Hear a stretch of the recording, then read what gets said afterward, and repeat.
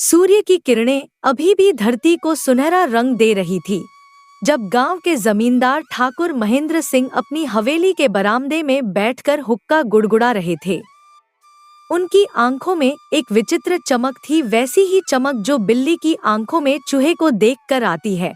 अरे सुना है, ठाकुर साहब ने अपने नौकर रामलाल से कहा, रामू की बेटी की शादी तय हो गई है। रामलाल ने सिर हिलाया। हाँ मालिक, सुना है। बहुत खुशी हो रही होगी उसे।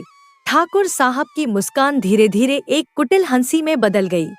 वे अपनी कुर्सी पर आगे झुके और बोले, हाँ खुशी तो होगी ही, लेकिन रामलाल तू एक बात बता, इस गांव में कोई ऐसा आदमी है जिसने आज तक मुझसे कर्ज नहीं मांगा हो?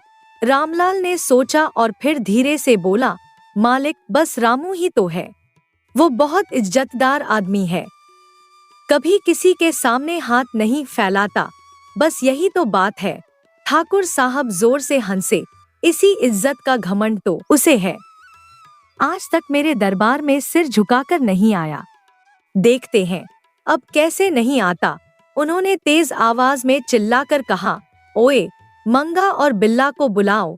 थोड़ी देर बाद दो दुबले-पतले चालाक आंखों वाले आदमी ठाकुर साहब के सामने हाजिर हुए। दोनों के चेहरे पर डर और चापलूसी का मिश्रण था। प्रणाम मालिक, मंगा ने कांपती आवाज में कहा। आपने बुलाया है? ठाकुर साहब ने उन्हें ऊपर से नीचे तक देखा और फिर धीमी लेकिन धमकी भरी आवाज में बोले, तुम दोनों मेरे कितने पैसे के कर्जदार हो? बिल्ला ने घबराकर कहा, मालिक जो आप कहें, हम तो आपके गुलाम हैं। गुलाम हो तो गुलामों का काम करो। ठाकुर साहब गरजे। रामू की बेटी की शादी कल है।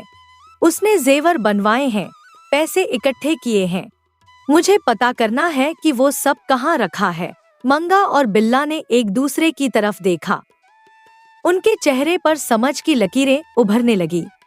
ठाकुर साहब आगे बोले, और जब पता चल जाए तो रात के अंधेरे में उसका सब कुछ गायब कर देना है। लेकिन मालिक, बिल्ला ने हिचकिचाते हुए कहा, रामू तो बहुत अच्छा आदमी है। गरीब आदमी की बेटी की शादी में अच्छा आदमी? ठाकुर साहब की आवाज में तूफान था। अच्छे आदमी मेरे सामने सिर झुकाते हैं। घमंडी को सबक सिखाना जरूरी है। और तुम दोनों सुन लो, अगर यह काम नहीं हुआ तो तुम्हारा कर्जा दोगुना हो जाएगा। मंगा और बिल्ला के चेहरे पीले पड़ गए। वे समझ गए कि अब उनके पास कोई विकल्प नहीं था। जी मालिक, मंगा ने कांपते हुए कहा, काम हो जाएगा।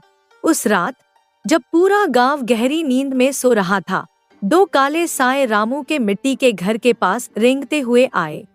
रामू का घर छोटा सा था, 2 कमरे और एक छोटा आंगन। दीवारों पर कृष्ण जी की तस्वीरें लगी थी।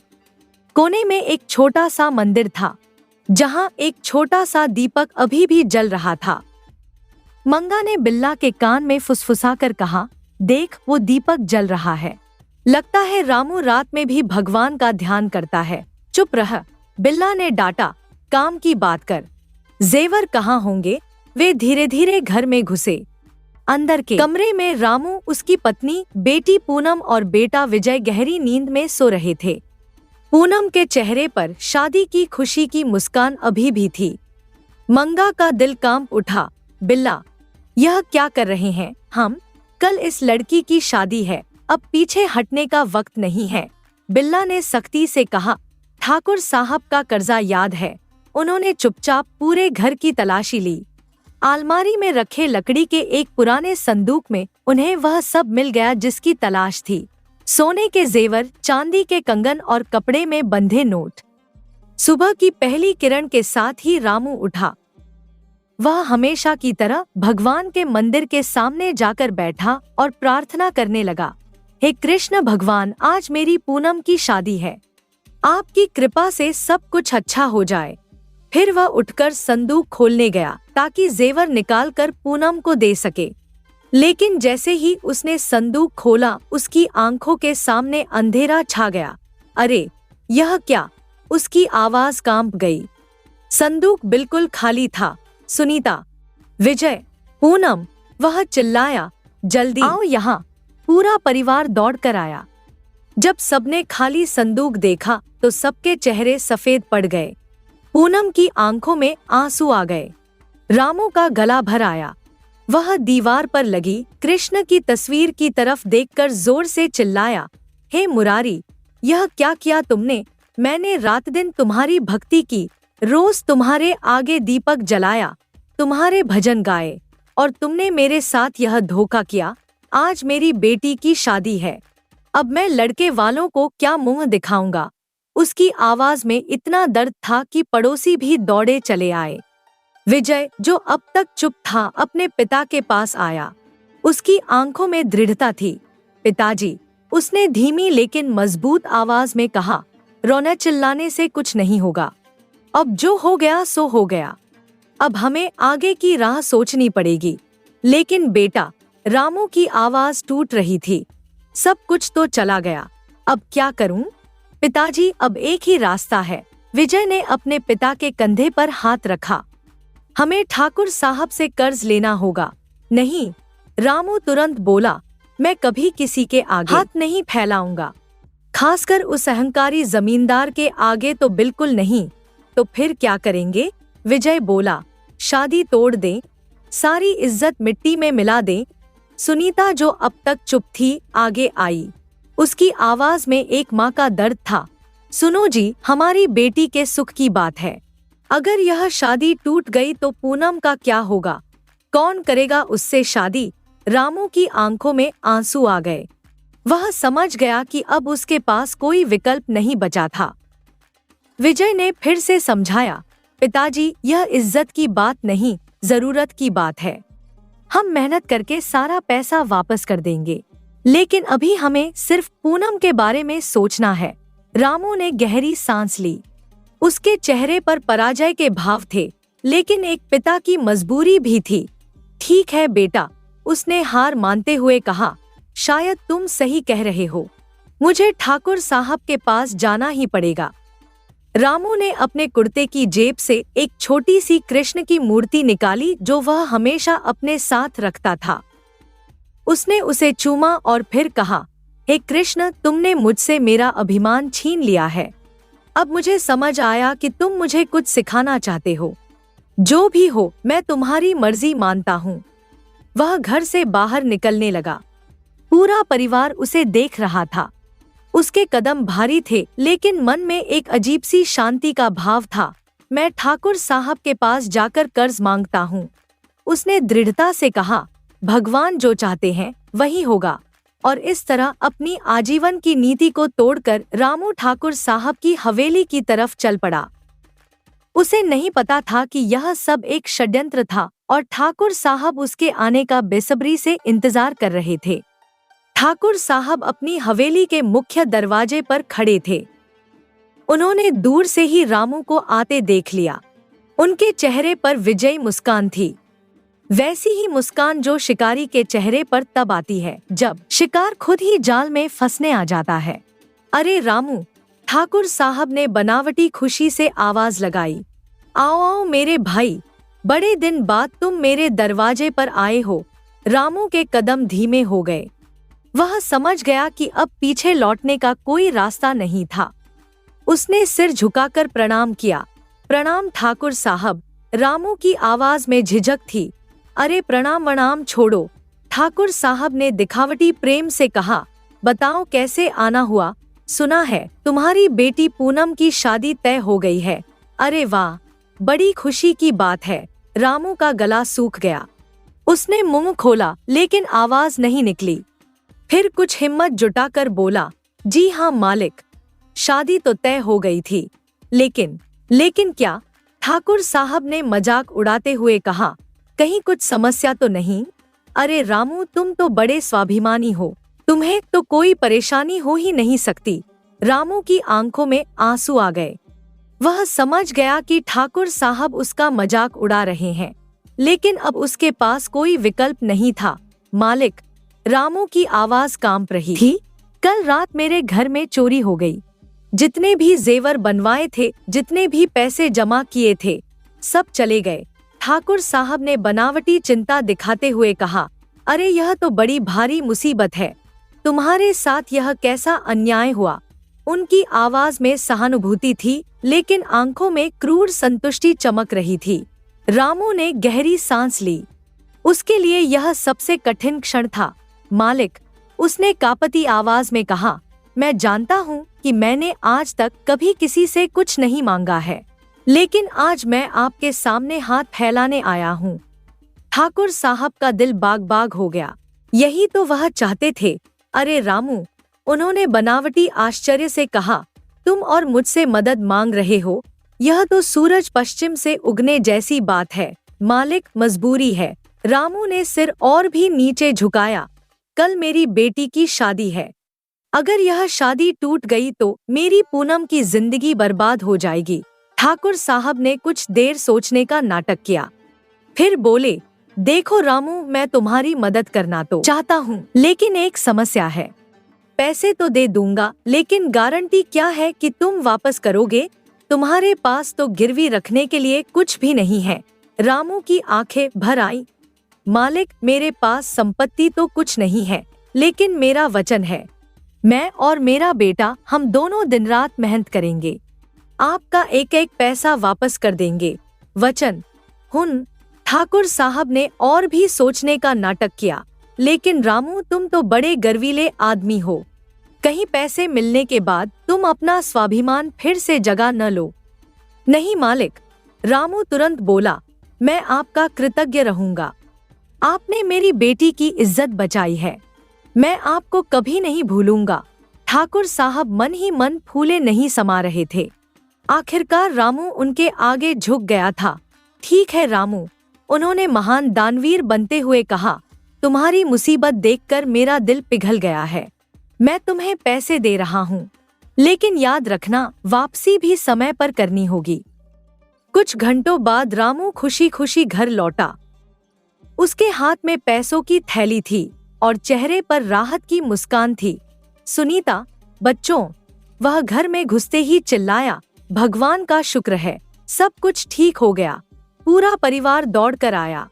पिताजी, पूनम की आंखों में आंसू थे। कैसे हुआ बेटी? ठाकुर साहब ने हमारी मदद की है, रामू ने गर्व से कहा। वे बहुत अच्छे इंसान हैं। हमारी मुसीबत देखकर उनका दिल पिघल गया। विजय ने राहत की सांस ली। अब शादी की सारी तैयारियां पूरी हो सकेंगी। अगले दिन पूनम की शादी बड़े धूमधाम से हुई। पूरा गांव शामिल हुआ।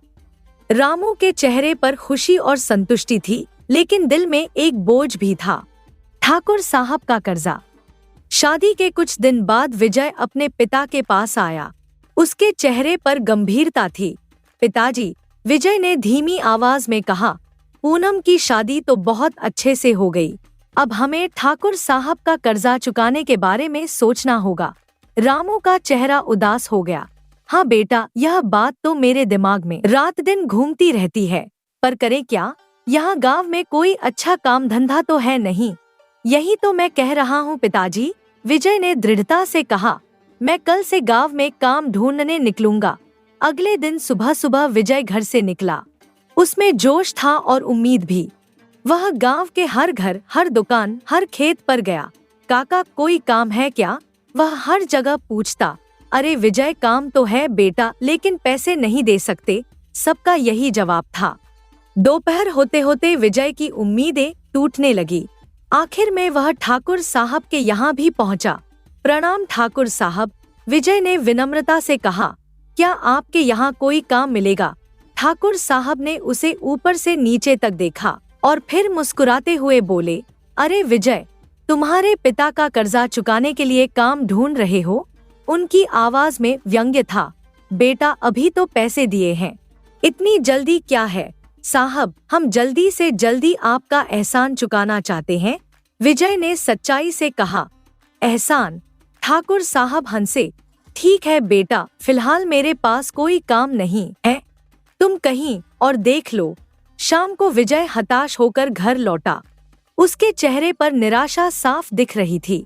पिताजी, उसने उदास स्वर में कहा, मैंने पूरे गांव में काम ढूंढा, ठाकुर साहब के यहाँ भी गया, लेकिन कहीं कुछ नहीं मिला। रामू का दिल भारी हो गया। तो अब क्या करे बेटा? विजय की आंखों में अचानक एक चमक आई। पिताजी, मैं शहर जाकर काम ढूंढूंगा, वहाँ जरूर कुछ न कुछ मिल जाएगा।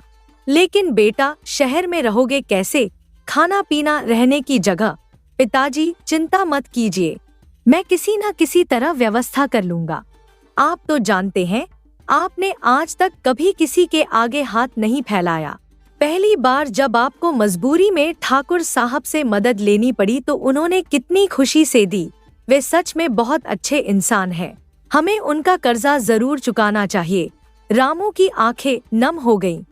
हाँ बेटा, ठाकुर साहब ने हमारे मुश्किल वक्त में साथ दिया है। हमें उनके एहसान को कभी नहीं भूलना चाहिए। बिल्कुल पिताजी, आप निश्चिंत रहिए, मैं शहर जाकर जरूर कुछ काम ढूंढ लूंगा और जल्दी से जल्दी ठाकुर साहब का कर्जा चुका दूंगा। 3 महीने बाद एक सुबह विजय गांव लौटा।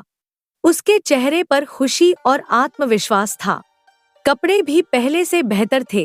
पिताजी, माँ, वह घर में घुसते ही चिल्लाया। रामू और सुनीता दौड़कर आए। 3 महीने बाद बेटे को देखकर उनकी आंखों में खुशी के आंसू आ गए। विजय बेटा, सुनीता ने उसे गले लगाते हुए कहा, कैसे हो?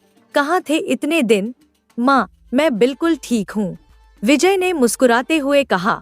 और सुनिए, मुझे शहर में एक अच्छी नौकरी मिल गई है। सच में? रामू की आंखें चमक उठीं। हाँ पिताजी, भगवान की कृपा और आपके आशीर्वाद से मुझे एक कंपनी में अकाउंटेंट की जॉब मिल गई। तनख्वाह भी अच्छी है। और देखिए, उसने अपनी जेब से रुपयों से भरा एक लिफाफा निकाला। मैंने पिछले 3 महीने में यह रकम जमा की है। रामू ने लिफाफा खोलकर देखा। उसमें काफी पैसे थे। विजय, यह तो? रामू की आवाज भर गई। पिताजी, यह ठाकुर साहब का पूरा कर्जा है।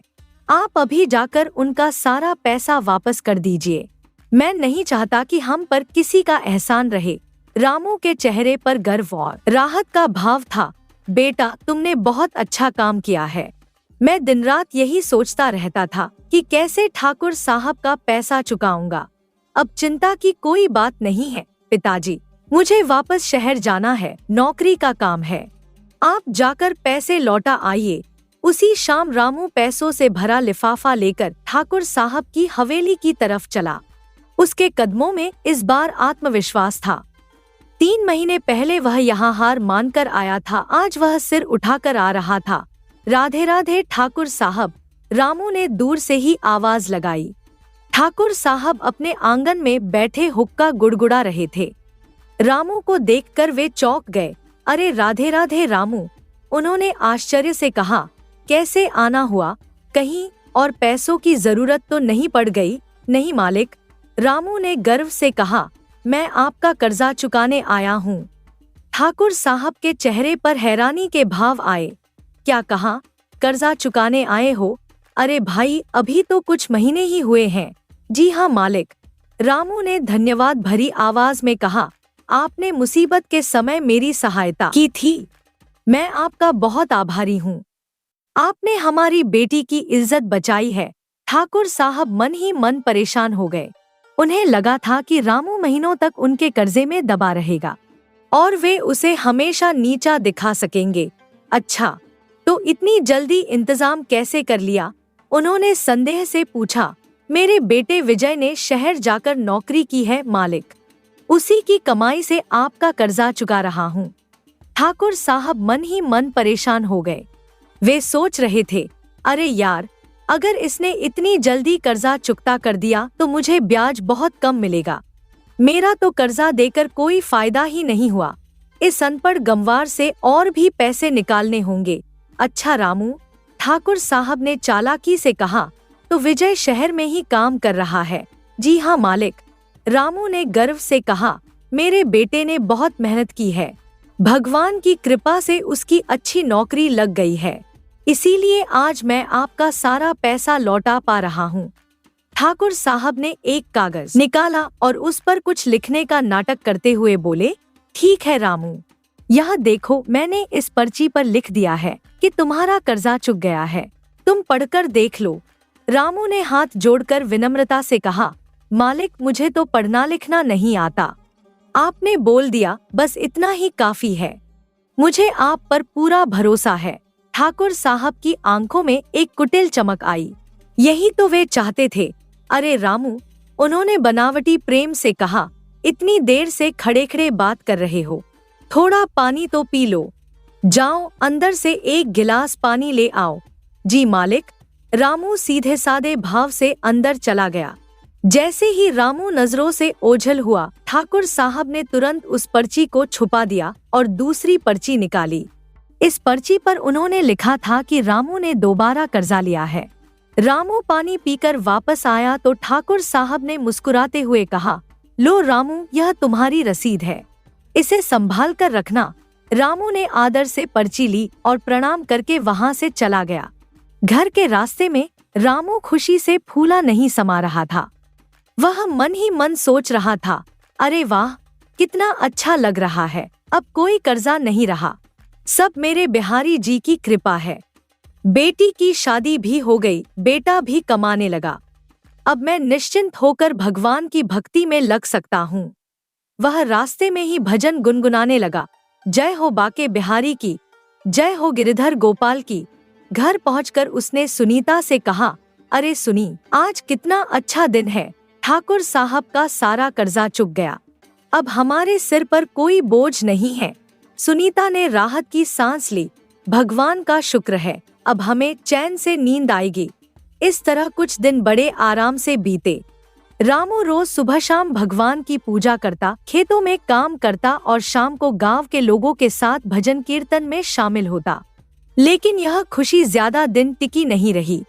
एक दिन दोपहर में रामू अपने आंगन में बैठकर भगवत गीता पढ़ रहा था। तभी अचानक ठाकुर साहब के 2 गुंडे उसके घर के सामने आकर खड़े हो गए। ओए रामू, एक ने तेज आवाज में चिल्लाया, जल्दी बाहर आ।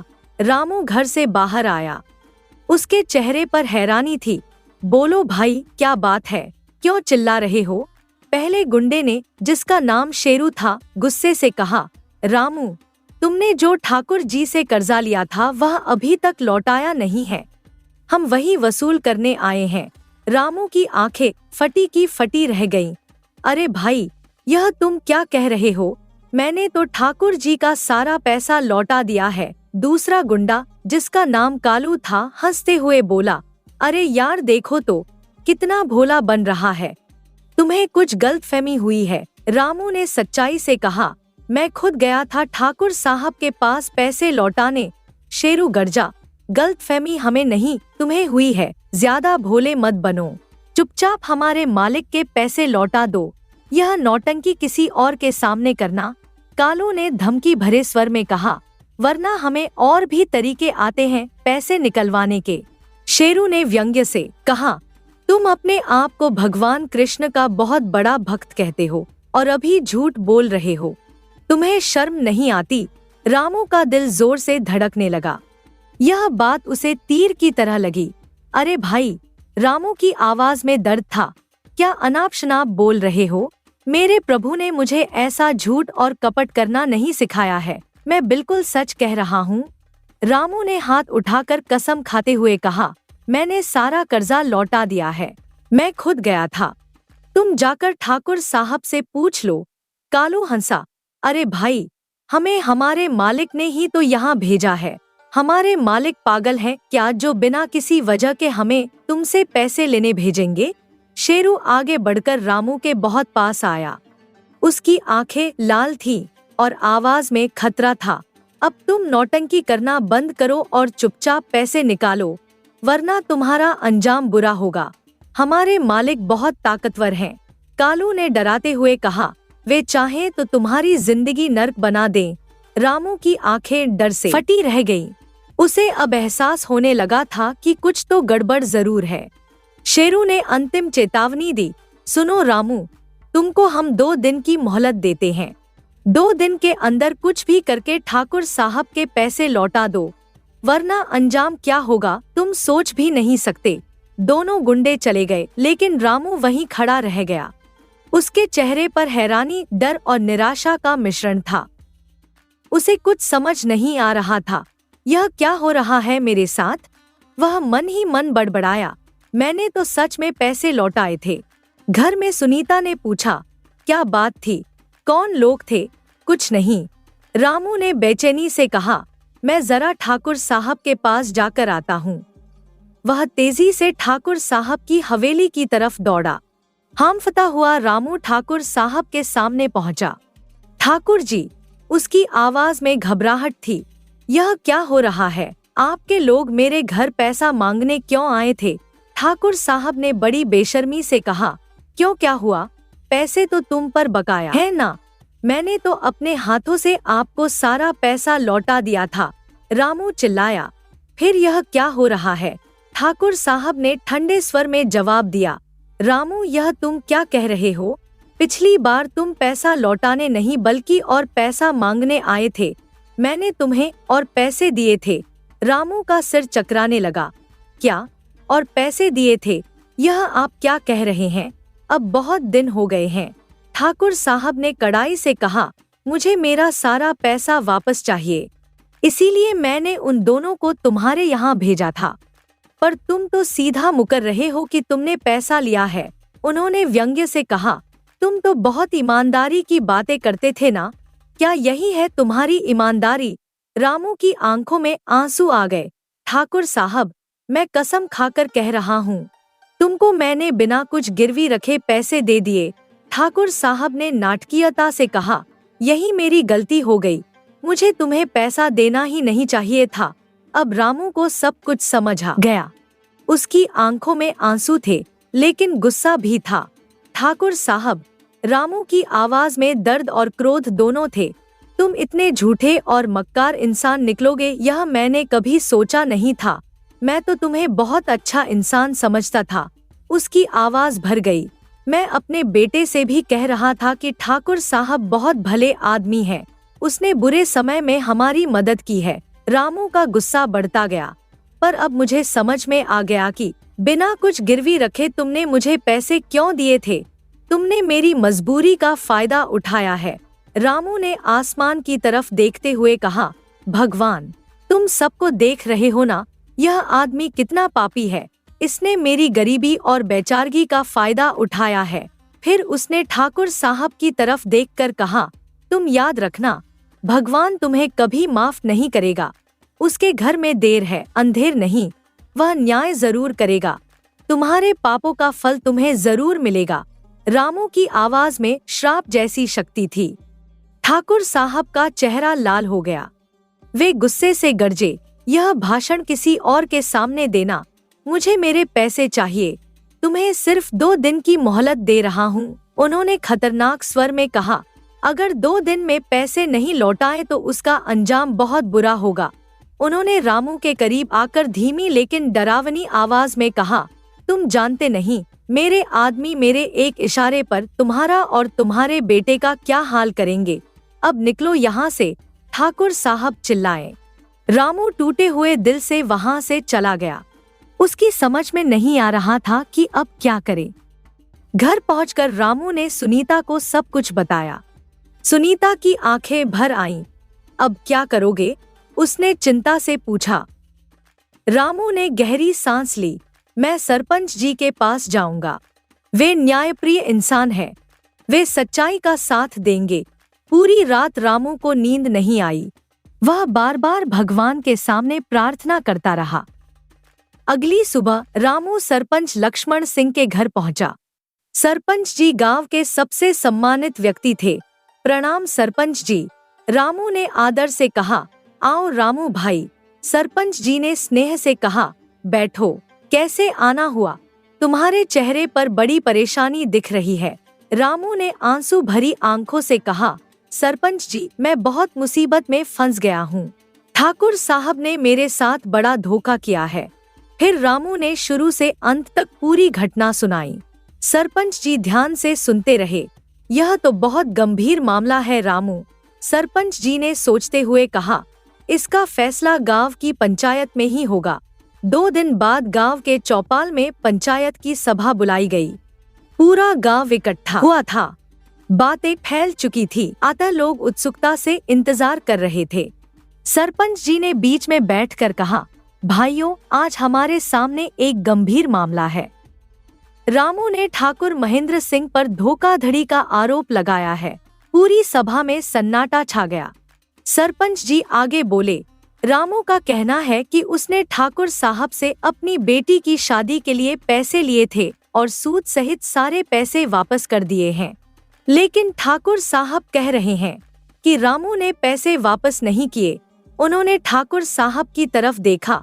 ठाकुर साहब, आप अपनी बात कहिए। ठाकुर साहब खड़े हुए। उनके चेहरे पर बनावटी दुख था। सरपंच जी, उन्होंने शुरुआत की, मैं बहुत दुखी हूँ कि आज मुझे यहाँ इस तरह खड़ा होना पड़ा है। वे आगे बोले, रामू मेरे पास आया था। उसकी हालत देखकर मुझे दया आ गई। उसने कहा कि उसकी बेटी के गहने और पैसे चोरी हो गए हैं। सभा में लोग ध्यान से सुन रहे थे। मैंने उसकी मुसीबत देखकर बिना कुछ गिरवी रखे उसे पैसे दे दिए। ठाकुर साहब ने दर्द भरी आवाज में कहा, मुझे नहीं पता था कि रामू ऐसा आदमी निकलेगा। उन्होंने रामू की तरफ इशारा करके कहा, मैंने इसकी जरूरत के समय मदद की और इसने मेरे साथ धोखा किया। इसने मुझे एक पैसा भी वापस नहीं किया और अब पूरे गांव में कहता फिर रहा है कि पैसे लौटा दिए हैं। रामू तुरंत खड़ा हुआ। उसकी आवाज में दर्द और सच्चाई थी। नहीं सरपंच जी, यह सरासर झूठ बोल रहा है। उसकी आंखें भर आईं।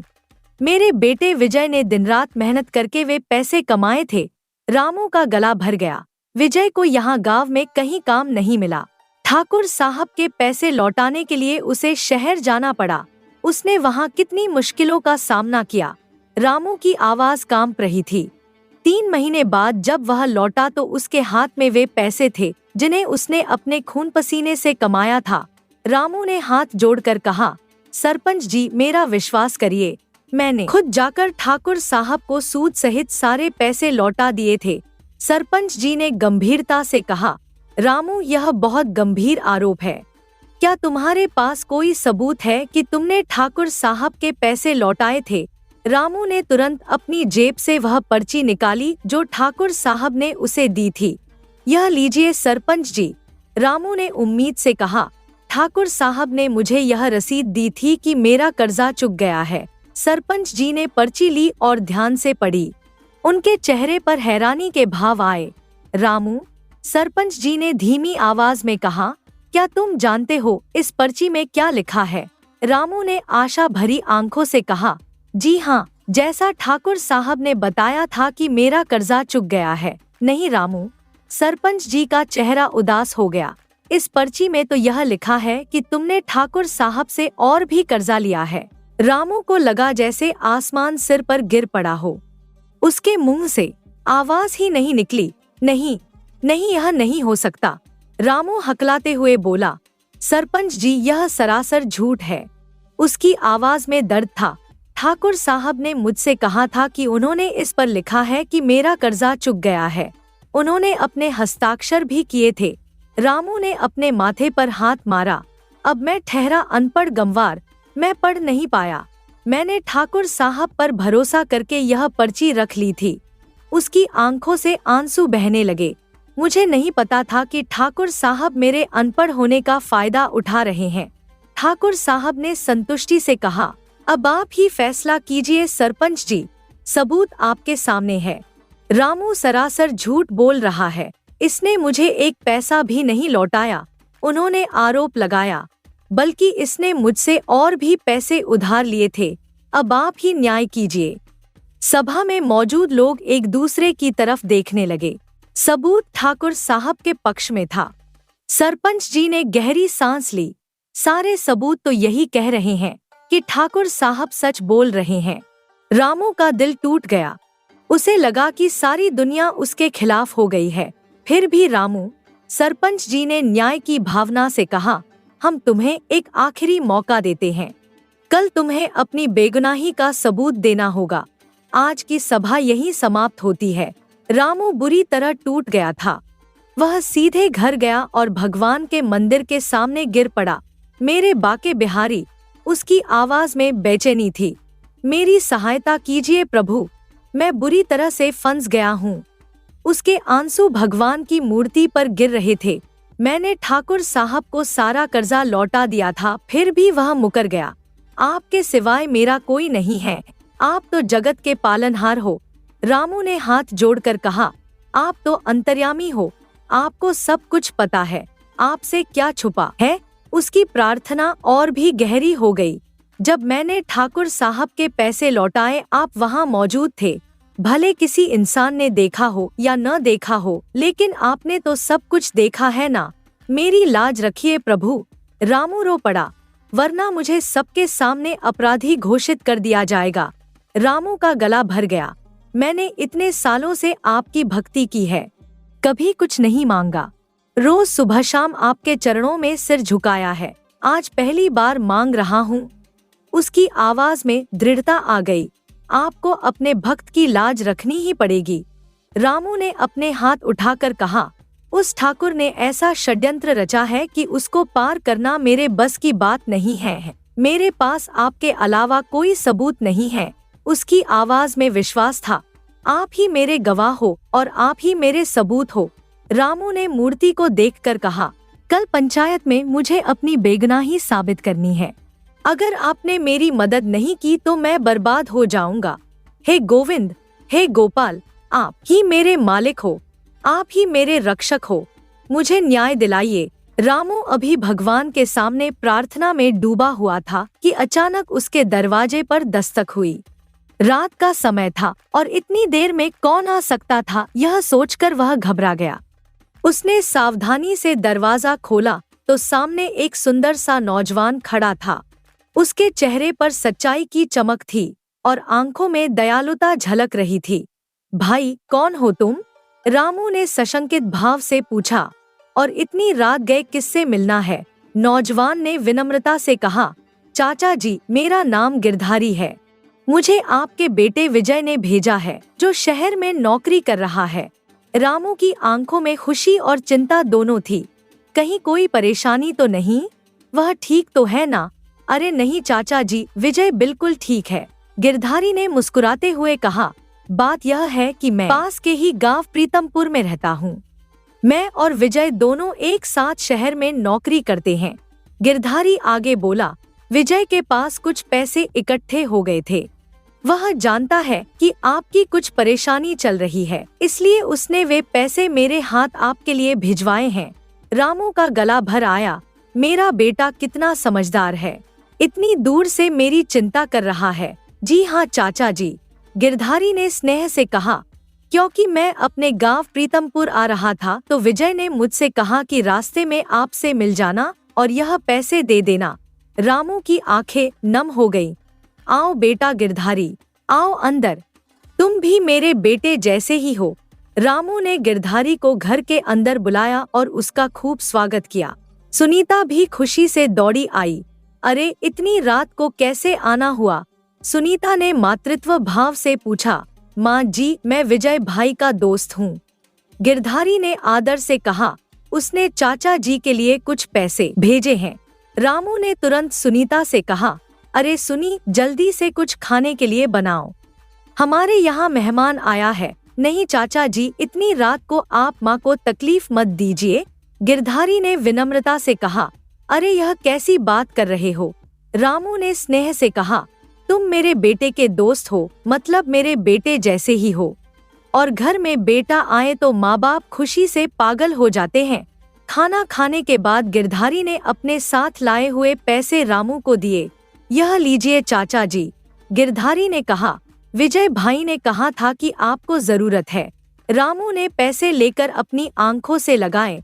भगवान मेरे बेटे को सुखी रखे, उसने अपनी मेहनत की कमाई मुझे भिजवाई है। अब आप मुझे आज्ञा दीजिए चाचा जी। गिरधारी ने कहा, मुझे अपने गांव निकलना होगा। अरे बेटा, रामू ने हैरानी से कहा, अब तो दिन ढल चुका है और रात भी काफी हो गई है, तुम आज यहीं रुक जाओ, सुबह चले जाना। गिरधारी ने सोचा और फिर कहा, ठीक है चाचा जी, अगर आपको कोई तकलीफ नहीं तो मैं रुक जाता हूँ। रात को दोनों बैठकर बातें करने लगे। रामू के दिल में इतना दर्द था कि वह रोकना चाहकर भी खुद को नहीं रोक पाया। बेटा गिरधारी, रामू ने गहरी सांस लेते हुए कहा, मैं बहुत मुसीबत में फंसा हुआ हूँ। क्या बात है चाचा जी? गिरधारी ने चिंता से पूछा। कुछ तो बताइए। रामू ने शुरू से अंत तक पूरी कहानी सुनाई। कैसे उसकी बेटी की शादी के समय चोरी हुई, कैसे उसे ठाकुर साहब से कर्ज लेना पड़ा, कैसे विजय ने मेहनत करके पैसे कमाए और कैसे ठाकुर साहब ने धोखा दिया। गिरधारी ध्यान से सुनता रहा। कहानी सुनकर उसकी आंखें भर आईं। यह तो बहुत गलत हुआ है चाचा जी, गिरधारी ने गुस्से से कहा। यह ठाकुर साहब तो बहुत ही बुरा इंसान है। हाँ बेटा, रामू की आवाज में निराशा थी। और कल पंचायत में मुझे अपनी बेगुनाही साबित करनी है, पर मेरे पास कोई सबूत नहीं है। गिरधारी ने रामू के कंधे पर हाथ रखा। चाचा जी, आप बिल्कुल चिंता मत कीजिए। मुझे पूरा यकीन है कि कल सुबह तक कोई न कोई रास्ता जरूर निकल आएगा। कैसे बेटा? रामू ने उदास स्वर में कहा। देखिए चाचा जी, गिरधारी ने विश्वास से कहा, ईश्वर सच्चाई का साथ देता है। जो व्यक्ति सच्चा होता है, भगवान उसकी जरूर मदद करते हैं। रामू की आंखों में एक चमक आई। सच कह रहे हो बेटा, मैंने भगवान की इतनी भक्ति की है, वे जरूर मेरी सुनेंगे। बिल्कुल, गिरधारी ने उत्साह से कहा। कल भरी पंचायत में आप बेगुनाह साबित होंगे और उस जालिम ठाकुर साहब का भांडा फूट जाएगा। रामू को गिरधारी की बातों से ढांढस मिला। तुम भी कल मेरे साथ पंचायत में चलना बेटा। जी हाँ चाचा जी, गिरधारी ने तुरंत कहा। कल मैं भी आपके साथ पंचायत में चलूंगा। ठीक है बेटा। रामू की आंखों में खुशी थी। मुझे ऐसा लगेगा जैसे मेरा अपना बेटा मेरे साथ है। आधी रात तक बातें करने के बाद दोनों सो गए। रामू को कई दिनों बाद चैन की नींद आई। अगली सुबह जब सूरज उगा तो पूरा गांव पंचायत के लिए इकट्ठा होने लगा। यह गांव की सबसे बड़ी सभा थी। चौपाल में सभी पंच, ठाकुर साहब, रामू, गिरधारी और गांव के कई लोग मौजूद थे। हवा में तनाव था। ठाकुर साहब मन ही मन सोच रहे थे, आज तो मजा आने वाला है। आज भरी सभा में रामू की इज्जत की धज्जियां उड़ जाएंगी। वे अपने मन में खुश हो रहे थे। यह अपने आप को बहुत स्वाभिमानी समझता था। आज इसका स्वाभिमान चूर चूर हो जाएगा। आज के बाद यह किसी को मुंह दिखाने लायक नहीं रहेगा। सभी के इकट्ठा होने के बाद सरपंच जी ने गंभीरता से कहा, बोलो रामू, ठाकुर साहब के खिलाफ आज तुम क्या सबूत लेकर आए हो? रामू की आंखों में आंसू आ गए। वह इधर उधर देखता रहा, लेकिन उसके पास कोई सबूत नहीं था। ठाकुर साहब ने व्यंग्य से कहा, सरपंच जी, आप भी क्या इस रामू की बातों पर भरोसा कर रहे हैं? जब यह मेरे पास आया था, ठाकुर साहब ने नाटकीयता से कहा, तो इसने पैसे दोबारा से उधार लिए थे जो अब तक इसने लौटाए नहीं। आप अपना समय व्यर्थ न करके फैसला सुना दीजिए। उन्होंने अहंकार से कहा, बहुत देर हो चुकी है, हम और प्रतीक्षा नहीं कर सकते। कुछ पंचों ने सिर हिलाया। हमने फैसला कर लिया है। ठाकुर साहब सच बोल रहे हैं। रामू का दिल टूटने लगा। लगता था कि सब कुछ खत्म हो गया है। लेकिन तभी गिरधारी खड़ा हुआ।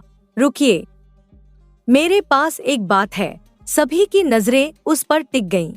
क्या यह नौजवान कुछ ऐसा कहने वाला था जो पूरी स्थिति बदल देगा? रुकिए सरपंच जी, गिरधारी की आवाज में दृढ़ता थी। मैं इस ठाकुर साहब की सारी सच्चाई को जानता हूँ। सभा में सन्नाटा छा गया। ठाकुर साहब का चेहरा एकदम पीला पड़ गया। सरपंच जी ने आश्चर्य से पूछा, तुम कौन हो? तुम्हें पहले कभी इस गांव में नहीं देखा है। रामू ने तुरंत जवाब दिया, सरपंच जी, यह गिरधारी है, मेरे बेटे विजय का मित्र है। सरपंच जी ने गंभीरता से कहा, अच्छा नौजवान, यह बताओ, जब रामू ठाकुर साहब के यहाँ पैसे लौटाने गया था तो वास्तव में क्या हुआ था? गिरधारी ने स्पष्ट आवाज में कहा, सरपंच जी, उस दिन रामू चाचा ने ठाकुर साहब के सारे पैसे सूद समेत वापस लौटा दिए थे। गिरधारी आगे बोला, यहाँ तक कि ठाकुर साहब ने एक पर्ची पर अपने हस्ताक्षर करके लिखा था कि रामू, अब तुम्हारा सारा कर्जा चुकता हो चुका है। पूरी सभा सांस रोककर सुन रही थी, लेकिन रामू चाचा के अनपढ़ होने का फायदा उठाते हुए गिरधारी की आवाज में गुस्सा था। ठाकुर साहब ने वह पर्ची छुपा दी और दूसरी पर्ची दे दी जिस पर लिखा था कि रामू ने उनसे और भी कर्जा लिया है। ठाकुर साहब तुरंत चिल्लाए, सरपंच जी, यह गिरधारी झूठ बोल रहा है, वह तो वहाँ था ही नहीं। यह कोई मनगढ़ंत कहानी सुना रहा है, यह कोई बहुरूपिया है। ठाकुर साहब ने आरोप लगाया, जिसे रामू कहीं से झूठी गवाही देने के लिए लेकर आया है।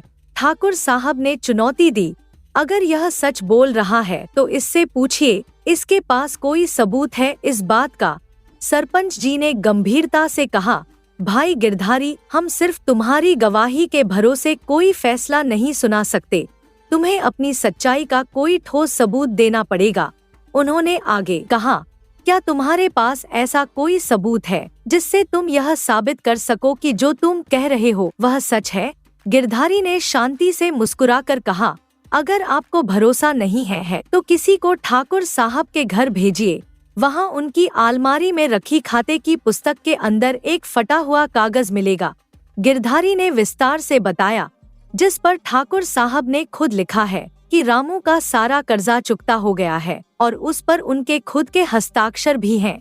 और इतना ही नहीं, गिरधारी की आवाज और भी तेज हो गई, रामू के घर जो चोरी हुई थी वह भी ठाकुर साहब ने ही करवाई थी। पूरी सभा में हंगामा मच गया, लोग एक दूसरे को देखने लगे। वह सारा चुराया हुआ धन और जेवर भी ठाकुर साहब के घर की तिजोरी में रखे हुए हैं। गिरधारी ने आखिरी दाव फेंका। ठाकुर साहब को धक्का सा लग गया, उनका चेहरा एकदम सफेद हो गया।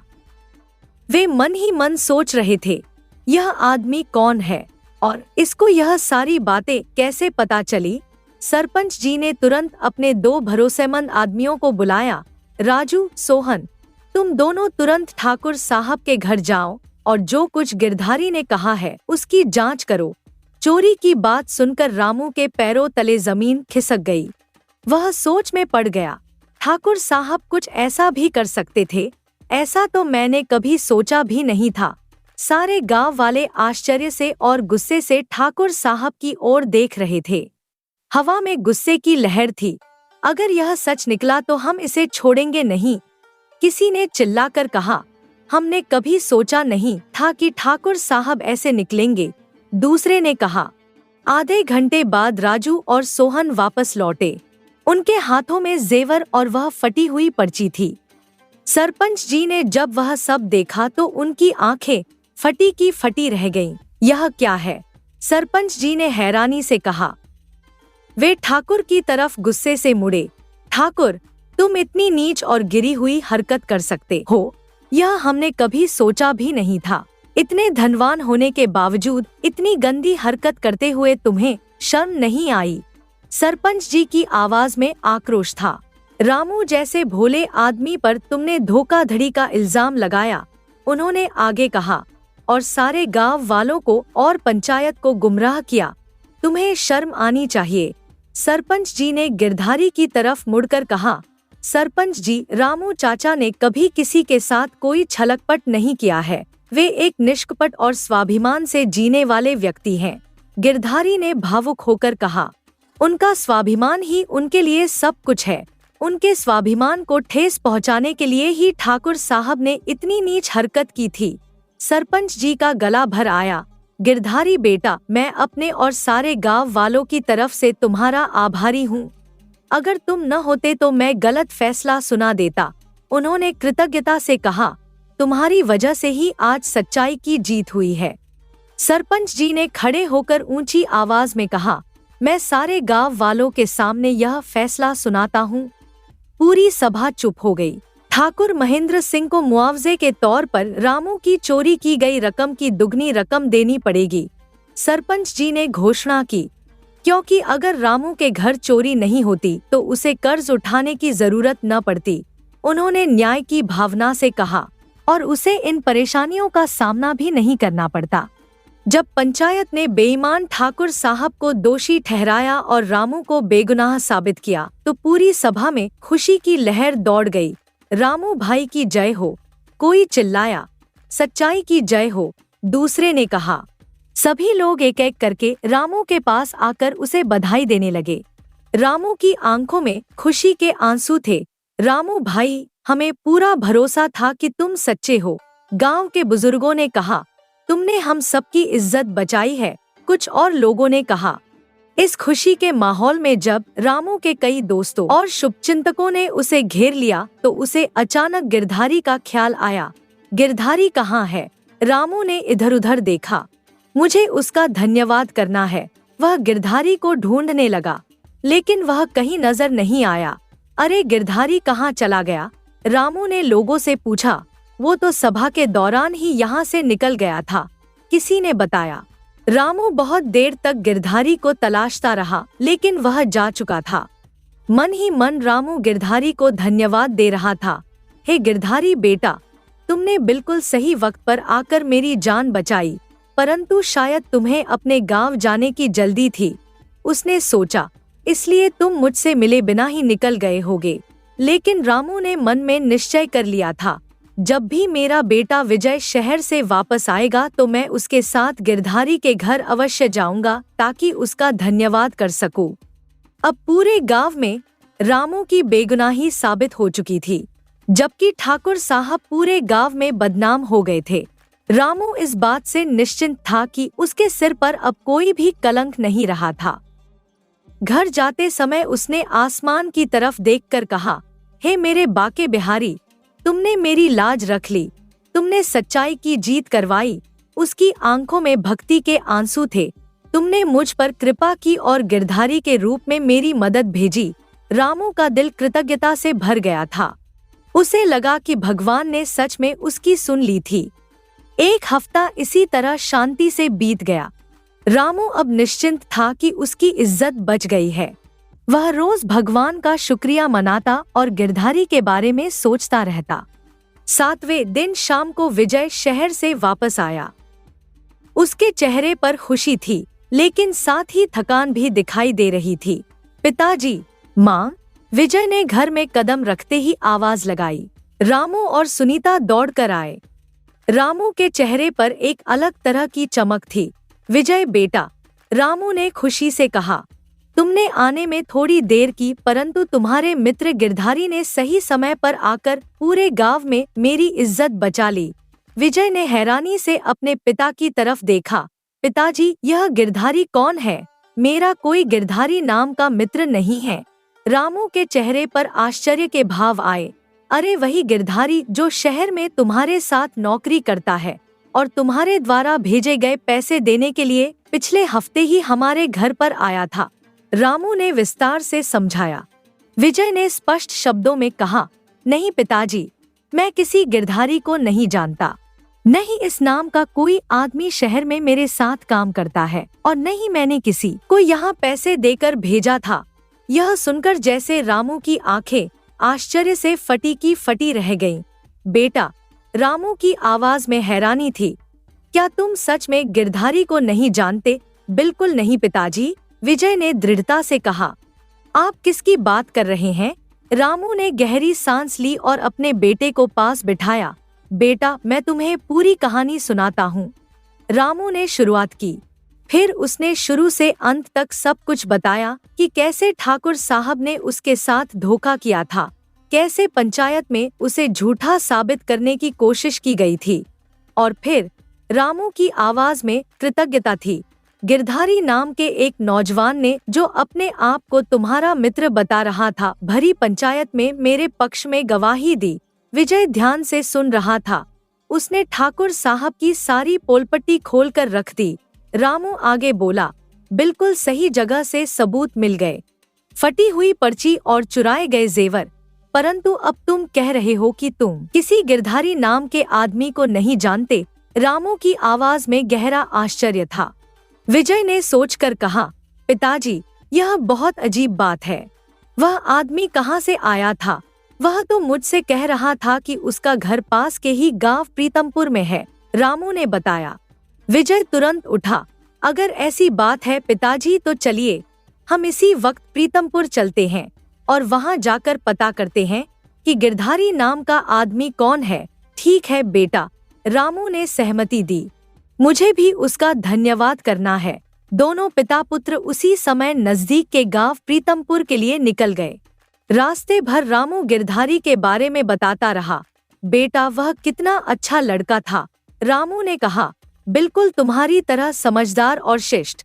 प्रीतमपुर पहुंचकर उन्होंने गांव के चौकीदार से पूछा, भाई यहाँ गिरधारी नाम का कोई नौजवान रहता है? रामू ने पूछा। चौकीदार ने सिर हिलाया, नहीं भाई, यहाँ तो ऐसा कोई नहीं है। फिर उन्होंने गांव के बुजुर्गों से पूछा, चाचा जी, विजय ने एक बुजुर्ग से कहा, हमें गिरधारी नाम के एक लड़के से मिलना है। बेटा, बुजुर्ग ने माथा खुजाते हुए कहा, मैं पिछले 50 साल से यहाँ हूँ, गिरधारी नाम का तो कोई नहीं है यहाँ। दोनों ने पूरे गांव की छानबीन की, हर घर में जाकर पूछताछ की, लेकिन परिणाम वही था, पूरे गांव में गिरधारी नाम का कोई आदमी नहीं रहता था। गांव के सरपंच से भी मिले। सरपंच जी, रामू ने पूछा, क्या आपको लगता है कि हमसे कोई गलती हो रही है? नहीं भाई, सरपंच ने कहा, मैं इस गांव का जन्मजात हूँ, यहाँ कभी कोई गिरधारी नाम का व्यक्ति नहीं रहा। अब तो पिता पुत्र दोनों के आश्चर्य की सीमा न रही। पिताजी, विजय ने हैरानी से कहा, यह तो बहुत अजीब बात है, आखिर वह नौजवान कौन था? वापसी के रास्ते में दोनों चुपचाप चल रहे थे। अचानक रामू रुक गया और मुस्कुराने लगा। विजय ने हैरानी से पूछा, पिताजी, आप मुस्कुरा क्यों रहे हैं? यह तो चिंता की बात है। रामू की आंखों में एक अलग तरह की चमक आई। बेटा, मुझे समझ में आ गया है कि वह गिरधारी नाम का नौजवान कौन था। कौन था पिताजी? विजय ने उत्सुकता से पूछा। रामू ने आसमान की तरफ देखते हुए कहा, हम चाहे उसे इस दुनिया में जितना भी ढूंढ लें, वह हमें कभी नहीं मिलेगा। क्यों पिताजी? क्योंकि वह गिरधारी कोई और नहीं बल्कि स्वयं भगवान श्री कृष्ण ही थे। रामू की आवाज में गहरा विश्वास था, जो अपने भक्त की सहायता करने के लिए स्वयं गिरधारी का रूप धरकर आए थे। विजय को पहले यकीन नहीं आया, पर पिताजी, यह कैसे हो सकता है? रामू ने प्रेम से समझाया, बेटा, जब मैं सबसे ज्यादा मुसीबत में था, जब मेरे पास भगवान के अलावा कोई सहारा नहीं बचा था, तभी वह आए थे। और देखो, रामू की आंखें नम हो गईं। उन्होंने कैसे सब कुछ जान लिया था। ठाकुर साहब की तिजोरी में छुपे जेवर तक का पता था उन्हें। विजय भी सोच में पड़ गया। सच में पिताजी, यह तो चमत्कार ही था। और फिर रामू ने कहा, जैसे ही काम हो गया वह गायब हो गए। न कोई धन्यवाद लिया, न कुछ इनाम मांगा। दोनों पिता पुत्र अपने गांव वापस लौट गए। धीरे धीरे यह खबर पूरे गांव में फैल गई कि गिरधारी नाम का वह नौजवान ढूंढने पर भी नहीं मिला। गांव की चाय की दुकान पर लोग इसी की चर्चा कर रहे थे। अरे भाई, एक व्यक्ति ने कहा, यह तो वाकई में चमत्कार की बात है। हाँ, दूसरे ने कहा, रामू भाई ऐसे धर्मात्मा हैं कि भगवान खुद उनकी मदद करने आए। गांव के बुजुर्गों का कहना था, ऐसा सिर्फ सच्चे भक्तों के साथ होता है। रामू की भक्ति देखकर भगवान पिघल गए। रामू के घर पर भी लोग आने लगे। रामू भाई, गांव के पंडित जी ने कहा, आपके साथ जो हुआ है वह दिव्य कृपा का प्रमाण है। पंडित जी, रामू ने विनम्रता से कहा, मैं तो सिर्फ अपने कृष्ण भगवान की भक्ति करता था, पर उन्होंने मुझ जैसे तुझ पर इतनी कृपा की। सुनीता भी भावुक हो गई। सच में प्रभु की लीला अपरंपार है। विजय ने कहा, पिताजी, अब मुझे भी लगता है कि वह सच में भगवान ही थे। नहीं तो इतनी सटीक जानकारी किसी को कैसे होती? शाम को रामू अपने मंदिर में बैठा भगवान से बात कर रहा था। हे मेरे बाके बिहारी, उसकी आवाज में कृतज्ञता थी। तुमने गिरधारी बनकर मेरी लाज रखी। मैं जानता था कि तुम अपने भक्त को कभी अकेला नहीं छोड़ते। तुमने मुझे सिखाया कि सच्चाई हमेशा जीतती है। रामू की आंखों से खुशी के आंसू बह रहे थे। उसने भगवान की मूर्ति के सामने सिर झुकाया। अब मैं समझ गया हूँ कि तुम हर रूप में, हर समय अपने भक्तों के साथ हो। बस हमें तुम पर पूरा भरोसा रखना होता है। इस तरह रामू की कहानी एक सुंदर संदेश देकर समाप्त हुई कि सच्ची आस्था और ईमानदारी कभी व्यर्थ नहीं जाती। भगवान अपने सच्चे भक्तों की हमेशा रक्षा करते हैं, चाहे वे किसी भी रूप में क्यों न आना पड़े। धन्यवाद। अगली कहानी। गंगा की धारा के किनारे बसा वह छोटा सा गांव, जहां सूर्योदय के साथ ही कोयल की मधुर आवाज गूंजती थी और सूर्यास्त के समय नदी की लहरें मानो दिन भर की थकान धो देती थी। इसी गांव के एक कोने में कच्ची मिट्टी से बने घर में आनंद का परिवार रहता था। आनंद के घर का आंगन छोटा था, लेकिन उसमें बसी खुशियां असीम थी। माँ कमला देवी हर सुबह तुलसी के पौधे में जल चढ़ाती और अपने 8 बच्चों की खुशी के लिए भगवान से प्रार्थना करती। हे भगवान, मेरे बच्चे हमेशा खुश रहें, उनका भला हो। वह रोज यही मनोकामना करती। आनंद अपने 4 भाइयों में सबसे छोटा था, लेकिन उसकी आंखों में जो चमक थी वह सबसे अलग थी। राम, श्याम, गोपाल और मोहन ये चारों भाई खेतों में काम करते, लेकिन आनंद हमेशा कुछ और सोचता रहता।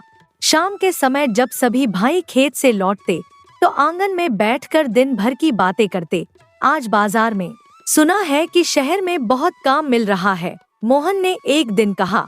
हाँ, लेकिन वहाँ जाने के लिए पैसे चाहिए, और यहाँ तो 2 वक्त की रोटी भी मुश्किल से मिल पाती है, गोपाल ने उदासी से कहा। आनंद चुप रहता, लेकिन उसके मन में तूफान मचा रहता। वह सोचता, काश मुझे भी कोई रास्ता मिल जाए। रात के समय जब पूरा गांव सो जाता तो आनंद का परिवार खेतों में पानी देने निकलता। चांदनी रात में ट्यूबवेल की आवाज के साथ पानी की धारा खेतों में बहती।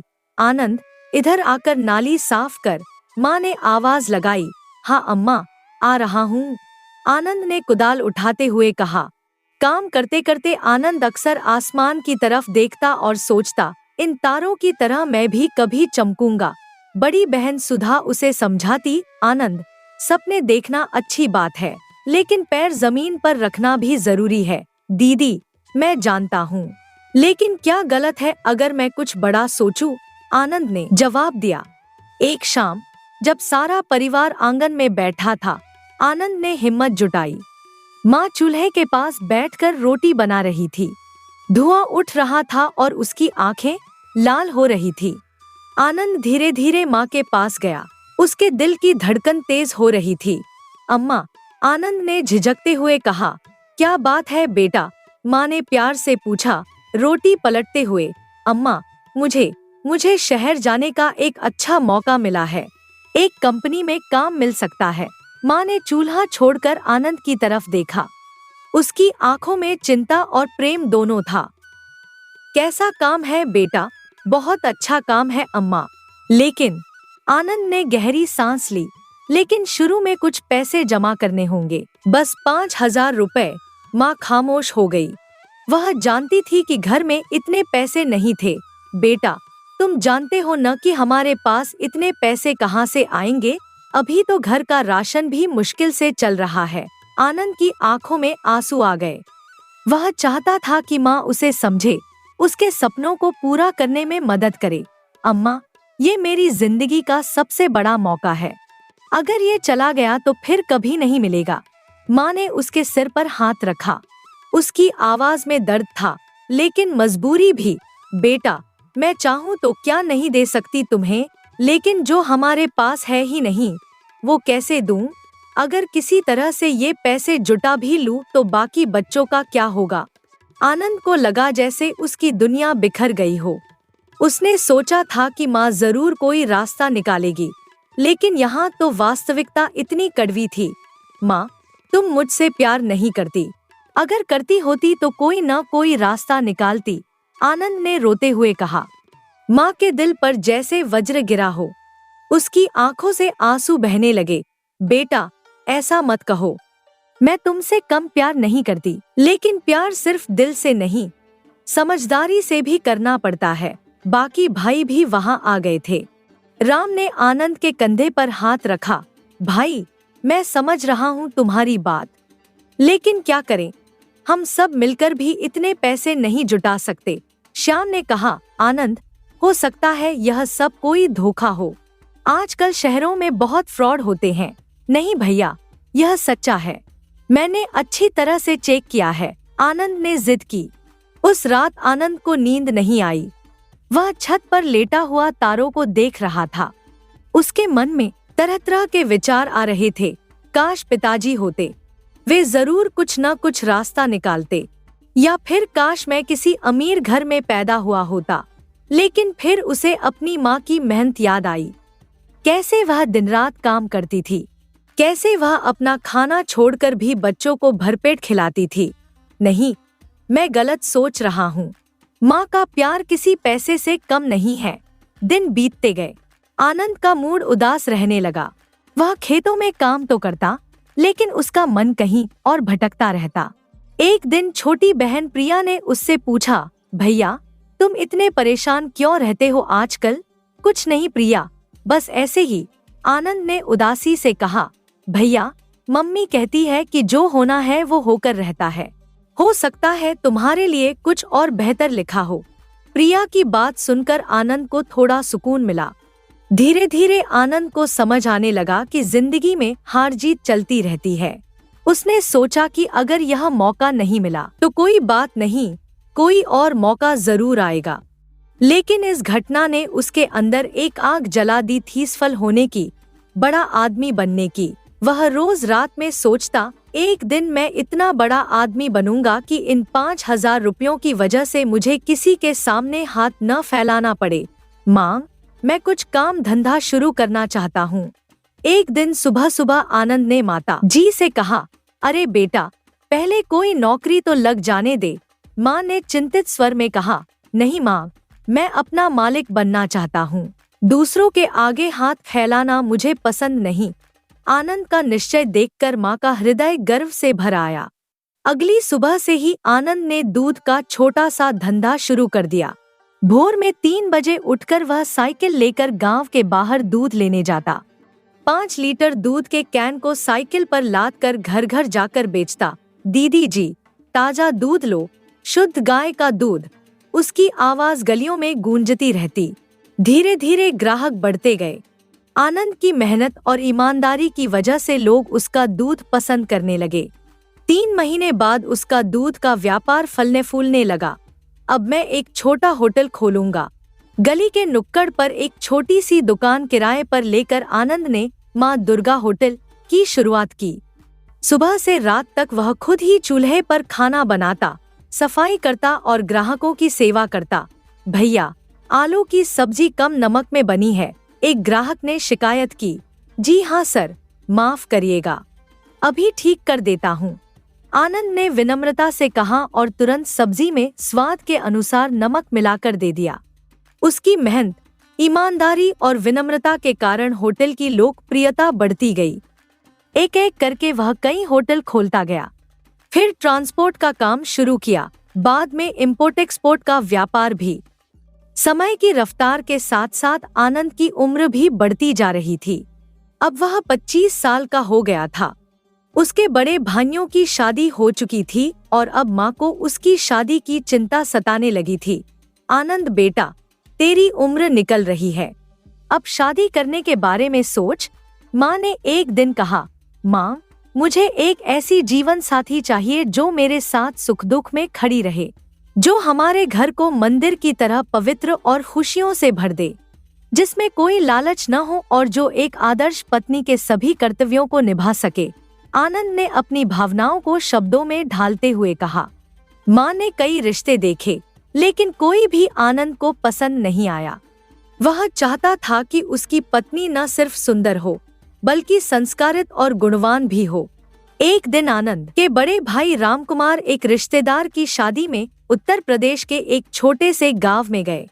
यह गांव प्रकृति के आंचल में बसा हुआ स्वर्ग के समान था। चारों ओर हरे भरे खेत, आम और अमरूद के बगीचे और शुद्ध हवा का एहसास। शादी के समारोह के दौरान रामकुमार बगीचे की सुंदरता देखकर मुग्ध हो गए। उन्होंने पास खड़े एक बुजुर्ग माली से पूछा, काका, ये बगीचे किसके हैं? बड़े ही खूबसूरत लग रहे हैं। माली ने हंसते हुए कहा, बेटा, ये सब मुंशी राम प्रसाद जी के हैं। इस गांव में उनसे बड़ा धनी कोई और नहीं। आम, अमरूद के अलावा उनका दूध और खोए का भी बड़ा व्यापार है। अच्छा, रामकुमार ने दिलचस्पी दिखाई। हाँ बेटा, लेकिन इन दिनों वे बड़े परेशान हैं। अपनी इकलौती बेटी सुमित्रा के लिए योग्य वर नहीं मिल रहा। लड़की बड़ी गुणवान, संस्कारी और घर के सारे काम में निपुण, लेकिन आजकल के लड़के तो बस पैसे देखते हैं, गुणों की कदर कहाँ करते हैं। यह सुनते ही रामकुमार की आंखें चमक उठीं। उन्हें लगा जैसे भगवान ने उनकी प्रार्थना सुन ली हो। रामकुमार तुरंत माली से मुंशी जी का पता पूछकर उनके घर पहुंच गए। एक सुंदर हवेली के दरवाजे पर दस्तक दी। दरवाजा खुला और सामने एक मध्यम आयु की सुशोभित महिला खड़ी थी, जिसने सफेद साड़ी पहनी हुई थी। प्रणाम मातेजी। रामकुमार ने आदर से हाथ जोड़े। आइए बेटा, प्रणाम। आप कहाँ से पधारे हैं? महिला ने स्नेह से पूछा। मैं दूसरे गांव से एक शादी में आया था। वहीं आपके बारे में सुना कि आप अपनी बेटी के लिए योग्य वर की तलाश कर रहे हैं। मैं अपने छोटे भाई के रिश्ते की बात करने आया हूँ। मुंशी जी की पत्नी सुमित्रा देवी ने उन्हें अंदर बिठाया और भोजन पानी की व्यवस्था की। जब मुंशी रामप्रसाद घर आए तो रामकुमार ने आनंद के बारे में विस्तार से बताया। हमारे आनंद ने अपने बलबूते पर छोटे से व्यापार से शुरुआत करके आज बड़ा कारोबार खड़ा किया है। वह धर्मभीरू, मेहनती और संस्कारी लड़का है। मुंशी जी और उनकी पत्नी दोनों प्रभावित हुए। रिश्ता तय हो गया। कुछ ही महीनों में धूमधाम से आनंद और सुमित्रा का विवाह हो गया। सुमित्रा एक आदर्श पत्नी साबित हुई। वह न केवल घर संभालती थी, बल्कि आनंद के व्यापार में भी सलाह देती रहती थी। 3 साल बाद उनके घर राहुल का जन्म हुआ और 2 साल बाद रोहन आया। दोनों बच्चे बुद्धिमान और सुंदर थे। हमेशा अपनी कक्षा में प्रथम आते थे। पापा, आज मैंने गणित की प्रतियोगिता में प्रथम स्थान पाया है, राहुल ने उत्साह से कहा। शाबाश बेटा, यह लो इनाम। आनंद ने 500 रुपए का नोट निकाल कर दे दिया। लेकिन पापा, मुझे पैसा नहीं, आपका समय चाहिए, राहुल ने मासूमियत से कहा। आनंद थोड़ा सा रुक गया, लेकिन फिर व्यापार की व्यस्तता में फंसकर उस बात को भूल गया। समय के साथ आनंद का व्यापार तेजी से बढ़ता गया। अब उसके पास होटल, ट्रांसपोर्ट, इंपोर्ट एक्सपोर्ट और रियल एस्टेट का बड़ा कारोबार था। उसने कई बंगले खरीदे, महंगी गाड़ियां ली और यहाँ तक कि समुद्री व्यापार के लिए जहाज भी खरीदे। लेकिन सफलता के इस नशे में आनंद कुछ बदलता जा रहा था। अब वह पहले जैसा सरल और विनम्र नहीं रह गया था। पैसा उसकी जिंदगी का मापदंड बन गया था। एक दिन एक भिखारी उसके दरवाजे पर आया। साहब, कुछ दे दो, 2 दिन से कुछ नहीं खाया है। बूढ़े भिखारी ने हाथ फैलाए। भाग यहाँ से, गंदे लोग घर के सामने आकर खड़े हो जाते हैं, काम क्यों नहीं करते? आनंद ने गुस्से से कहा। यह देखकर सुमित्रा का हृदय दुखी हो गया। वह जानती थी कि यह वही आनंद नहीं था जिससे उसकी शादी हुई थी। सफलता की चकाचौंध में आनंद भूल गया था कि असली धन रिश्तों में होता है, पैसे में नहीं। लेकिन अभी यह एहसास उसे होना बाकी था। पापा, प्लीज, हमारा जन्मदिन जहाज पर ही मनाना है। 8 साल के राहुल ने अपनी मासूम आंखों से पिता को देखते हुए कहा। हाँ पापा, आप हमेशा कहते हैं कि जहाज हमारा घर है, तो फिर हमारा जन्मदिन भी वही हो। 6 साल के रोहन ने भी अपनी बात जोड़ी। आनंद जी ने गहरी सांस ली। उनका चेहरा चिंता की रेखाओं से भर गया। बेटा, जहाज कोई खेल की जगह नहीं, वहाँ बहुत खतरा है। लेकिन पापा, राहुल की आंखें भर आईं। कुछ नहीं बेटा, घर में ही पार्टी करेंगे, केक कटेगा, मिठाई होगी। लेकिन दोनों बच्चों ने रोना शुरू कर दिया। माँ ने भी बच्चों का साथ दिया। आनंद, एक दिन के लिए क्या हर्ज है? आखिरकार बच्चों की जिद के आगे आनंद की एक न चली। ठीक है, उन्होंने हार मानते हुए कहा, लेकिन सब कुछ मेरी निगरानी में होगा। अगली सुबह आनंद ने अपने मैनेजर रमेश को बुलाया। देखो रमेश, जहाज में कुछ मरम्मत का काम है, पेंटिंग भी करानी है, किसी अच्छे कारीगर को बुलाओ। जी सर, मैं तुरंत व्यवस्था करता हूँ। रमेश पास की झुग्गी बस्ती में गया जहाँ मोहन काम करता था।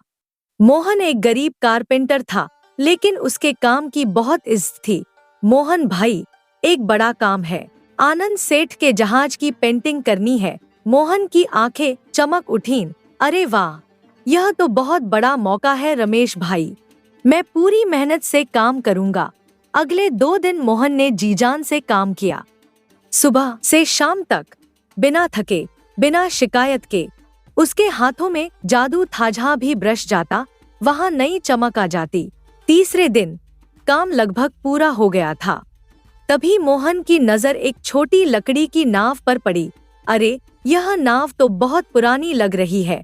वह बुदबुदाया, चलो इसे भी पेंट कर देता हूँ। जब वह नाव को पेंट करने लगा तो उसे नीचे एक छेद दिखा।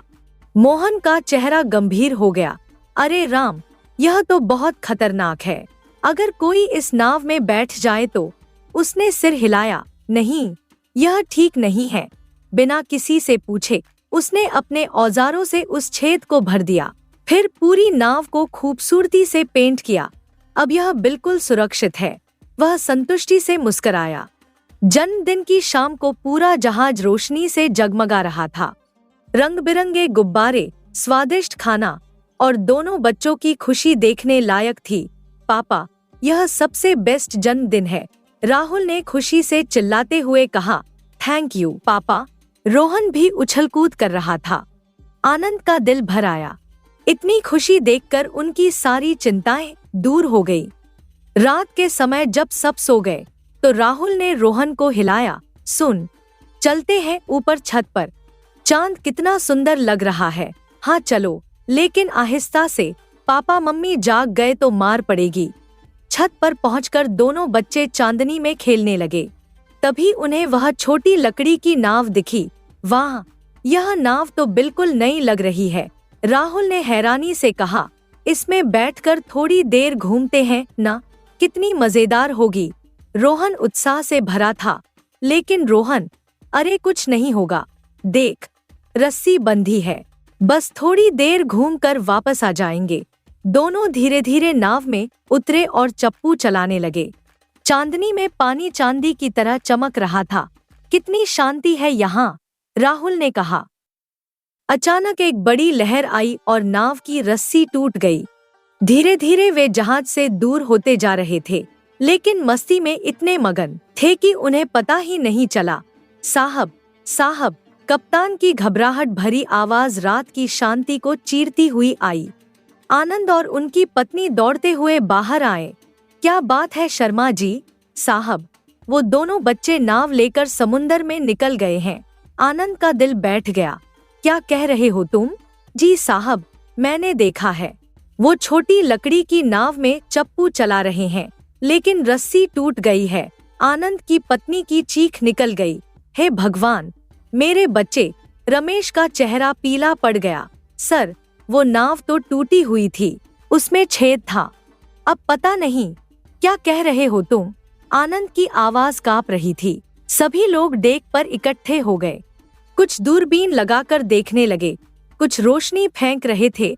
मम्मी, पापा, अचानक पीछे से आवाज सुनकर सबने मुड़कर देखा। राहुल और रोहन भीगे हुए लेकिन सकुशल खड़े थे। बेटा, माँ की आंखों से आंसुओं की धारा बह निकली। उसने दौड़कर दोनों को गले लगा लिया। आनंद के गले में भी आवाज फंस गई। तुम लोग कहाँ थे? हम कितने परेशान थे। पापा, हमने तो बस थोड़ी देर नाव में घूमकर तैराकी की, बहुत मजा आया, राहुल बेफिक्री से बोला। लेकिन बेटा, उस नाव में तो छेद था, रमेश ने हैरानी से कहा। कौन सा छेद काका? नाव तो बिल्कुल नई थी, रोहन ने जवाब दिया। सभी एक दूसरे का मुंह देख रहे थे। आनंद ने रमेश से पूछा, तुमने पेंटिंग का काम किसे दिया था? सर, मोहन को, वो बहुत ईमानदार आदमी है, पास की बस्ती में रहता है। आनंद का दिल तेजी से धड़क रहा था। उनके पैर जमीन को मुश्किल से छू रहे थे, जैसे हवा में तैर रहे हों। बस्ती की गलियों में भागते हुए वे हर घर के दरवाजे पर नजर डाल रहे थे। उनकी सांस फूल रही थी, लेकिन रुकने का नाम नहीं ले रहे थे। भाई साहब, यहाँ कोई कारपेंटर रहता है क्या? आनंद ने एक बुजुर्ग से पूछा, जो अपनी दुकान के सामने बैठा था। बुजुर्ग ने उन्हें सिर से पैर तक देखा। महंगे कपड़े, चमकती घड़ी, साफ सुथरे जूते, फिर संदेह भरी नजरों से बोला, साहब, यहाँ तो सभी मजदूर ही रहते हैं। कारपेंटर किसे ढूंढ रहे हैं? जी, वो नाव की मरम्मत करता है, बहुत अच्छा काम करता है। आनंद की आवाज में बेचैनी साफ झलक रही थी। बुजुर्ग ने गली के अंत में एक टूटी फूटी झोंपड़ी की तरफ इशारा किया। हाँ साहब, बहुत ईमानदार आदमी है, लेकिन बहुत गरीब भी। क्या काम है उससे? आनंद बिना जवाब दिए उस झोंपड़ी की तरफ दौड़ पड़े। 4 घंटे की लगातार खोजबीन के बाद आखिरकार वे यहाँ पहुँचे थे। झोंपड़ी के सामने खड़े होकर आनंद ने गहरी सांस ली। दरवाजा इतना पुराना था कि दस्तक देने पर आवाज भी मुश्किल से निकल रही थी। कौन है? अंदर से एक थकी हुई आवाज आई। जी, मैं आनंद हूँ, आपसे मिलना चाहता हूँ। दरवाजा खुला तो सामने एक दुबला-पतला आदमी खड़ा था। उसकी बनियान में कई छेद थे, धोती भी कई जगह से फटी थी। हाथों में रंग के धब्बे और लकड़ी के छोटे छोटे टुकड़े चिपके हुए थे। चेहरे पर मेहनत की थकान साफ दिख रही थी। जी हाँ साहब, आप कैसे यहाँ? रामू ने हैरानी से कहा। ऐसे महंगे कपड़े पहने साहब लोग यहाँ इस गरीब की झोंपड़ी में क्यों आएंगे? जवाब देने के बजाय आनंद ने तुरंत रामू के पैर छू लिए। रामू हक्का बक्का रह गया। साहब, ये क्या कर रहे हैं? उठिए, उठिए। रामू ने घबराकर आनंद को उठाने की कोशिश की। आनंद की आंखों में आंसू आ गए। आप भगवान हैं मेरे लिए। आपने मेरे बच्चों की जान बचाई है। रामू के चेहरे पर भ्रम की रेखाएं खिंच गईं। साहब, मैं कुछ समझा नहीं। कौन से बच्चे? कौन सी जान? मैं तो बस नाव की मरम्मत करता हूँ। आनंद ने रामू को पूरी बात बताई, कैसे उनके बच्चे नाव में निकले थे, कैसे नाव में छेद था और कैसे रामू की वजह से उनकी जान बची थी। रामू सुनता रहा और उसका चेहरा धीरे धीरे गंभीर होता गया। जब आनंद ने अपनी बात खत्म की तो रामू ने सिर हिलाया। साहब, आपने मुझे सिर्फ नाव की सफाई और रंगाई का काम दिया था, छेद की मरम्मत के लिए कोई पैसे नहीं दिए थे। रामू ने शांत आवाज में कहा। तो फिर आपने क्यों? आनंद ने पूछा। रामू की आंखों में एक अजीब सी चमक आई।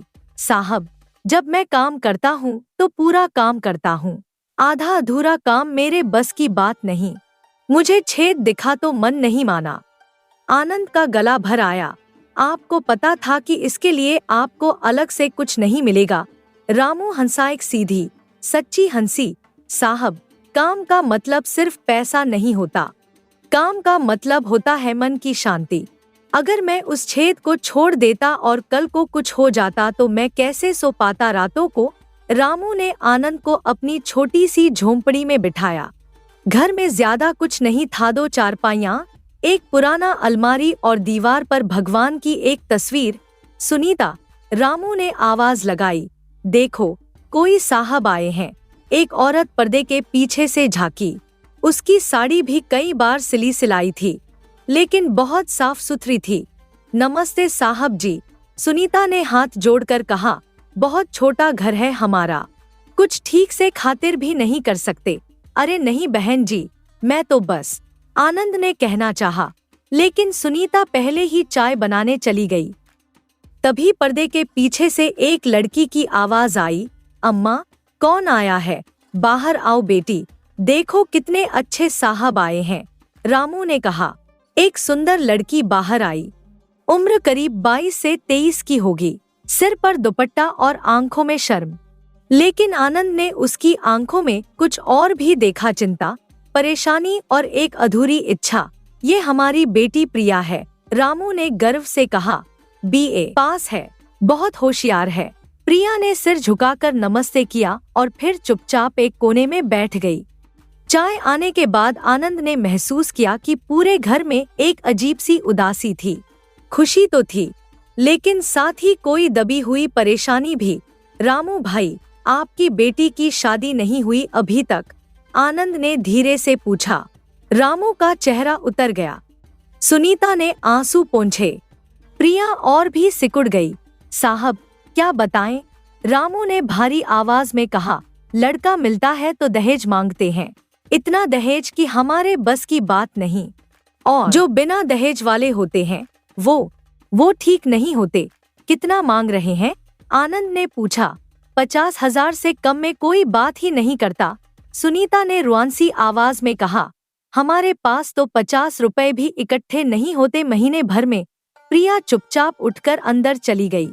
आनंद समझ गए कि लड़की कितनी परेशान होगी।